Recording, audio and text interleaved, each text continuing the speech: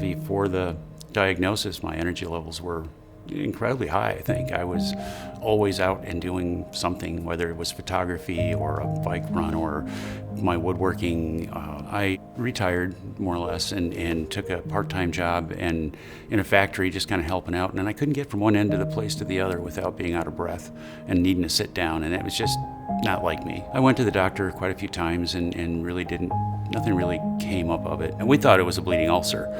So we went in and did an endoscopy and a colonoscopy at the same time. And when I woke up, that's when they told me what was going on. When I first met Rick, Rick was admitted to the hospital.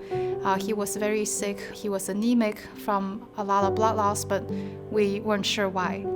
He was found to have a large esophageal mass at the junction between the esophagus and the stomach. So I was diagnosed with stage 3 esophageal cancer. It was quite a shock. It really scared me. It really did. It's a very stressful diagnosis to handle. I met with Dr. Liang for the first time. I had my diagnosis, and within an hour and a half, maybe 2 hours, she was in the room with me. I thought that was incredible. After Rick was diagnosed, we quickly got the oncologists involved. Our thoracic surgery group collaborates with Lipson Cancer Institute closely so that we create a seamless experience for the patient. First, they sent me for rounds of radiation and chemo.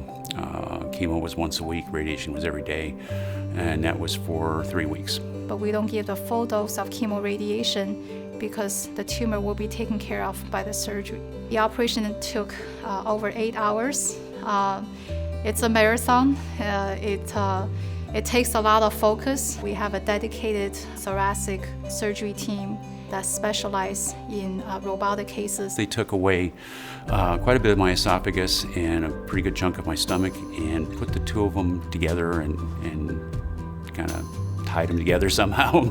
I remember telling him that everything went fine. We reconnected you, so now your GI tract is in one piece, and everything will get better from now on. It still amazes me to this day they can do that. He was always a champion among all the patients because he's always up, sitting in a chair, walking around. He worked very hard with the nurses and physiotherapists to get better. I can't speak highly enough of the nurses, how they went out of their way to make sure that I was comfortable. And my oncology team at Lipson were fantastic. They went a long way out of their way to make sure that I understood what was going on, I understood what was going to happen after the fact, and they were just as compassionate as could be. Just the level of care was outstanding. It really was. Actually, as physicians, we borrow a lot of strength from our patients.